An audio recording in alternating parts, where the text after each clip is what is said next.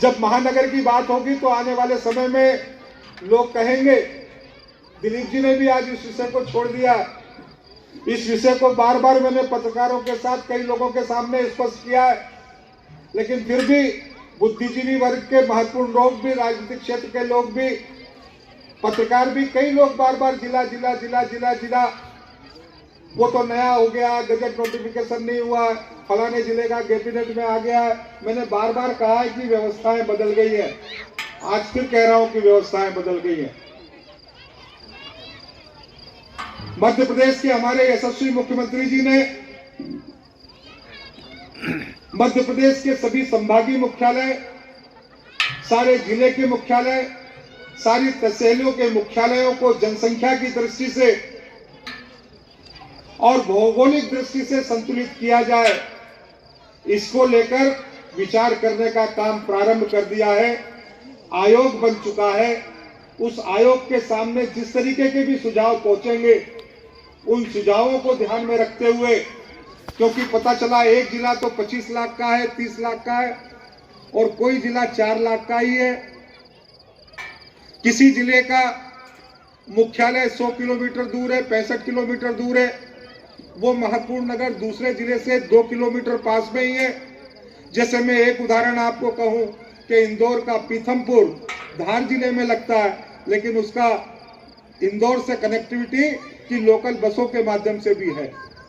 अब ऐसे कई भौगोलिक दृष्टि से, जनसंख्या की दृष्टि से सुधार जब होंगे तो जिलों की संख्या तो यही रहेगी, पर कई मुख्यालय बदल भी सकते होंगे और कई जिले 2 या 3 भी हो सकते होंगे।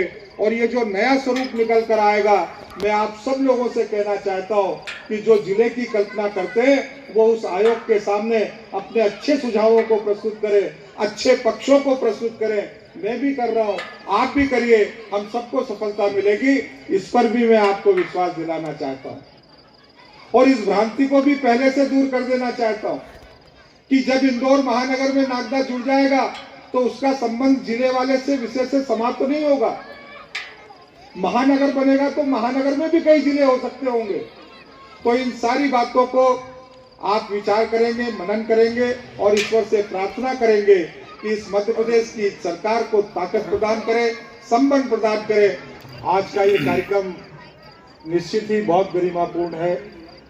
मैं आप सभी आयोजकों को भी इस कार्यक्रम के लिए बहुत सारा धन्यवाद कहना चाहता हूं। मंच पर उपस्थित नागदा व्यापारी संघ के संयोजक दिलीप जी, संगठन के अध्यक्ष नामदेव जी, संरक्षक दिनेश अग्रवाल जी, मंच पर उपस्थित हम सबके नेता परम आदरणीय माननीय वरलाल सिंह राणावत साहब, इस क्षेत्र के लोकप्रिय नेता पूर्व विधायक द्वय मान्यवर दिलीप सिंह शेखावत जी, मान्यवर दिलीप सिंह गुजर जी, भारतीय जनता पार्टी के जिले के अध्यक्ष राजेश धाकड़ जी। अभी तक मध्य प्रदेश में कोई महानगर नहीं था, लेकिन मध्य प्रदेश में अब 2 महानगर होंगे। अभी सरकार की पहली कल्पना में 2 महानगर हैं और उसमें एक इंदौर है और दूसरा भोपाल है। और हम सब व्यापारी भाइयों का सौभाग्य है कि इंदौर महानगर जो होगा, उस महानगर का जो हिस्सा होगा उसमें इंदौर के साथ देवास तो है, लेकिन देवास के साथ नागदा भी है, उज्जैन भी है। ये सबसे बड़ी बात है। बड़नगर का भी कुछ हिस्सा है उसमें। और जब ये हम सब महानगर के हिस्से बनेंगे तो फिर नागदा का व्यापार भी महानगर की तरह होगा, नागदा के औद्योगिक क्षेत्र का विकास भी महानगर की तरह होगा।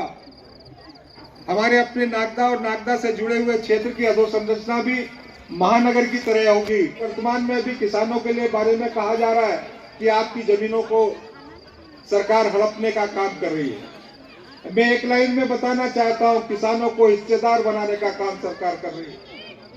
और सरकार के इस नए संशोधन से किसान मुआवजा नहीं, किसानों की 10-10, 15-15, 20-20 गुना जमीनों के जब भाव बढ़ेंगे तो वो उसका आधे का मालिक होगा। सरकार ने इस तरीके का संशोधन किया। दिलीप जी ने एक बात कही है कि 4 लेन में नागदा की कनेक्टिविटी, मैं आपको विश्वास दिलाता हूं, मैं प्रफुल्ल शर्मा जी का भी यहां पर धन्यवाद करता हूं।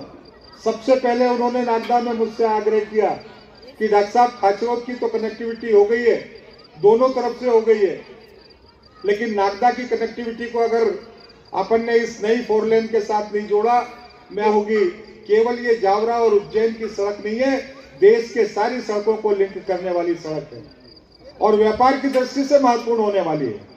और नागदा के भी दोनों छोर पर इसकी कनेक्टिविटी हो, मैं आपको विश्वास दिलाता हूं कि ये सौगात भी आपको मिलने वाली है।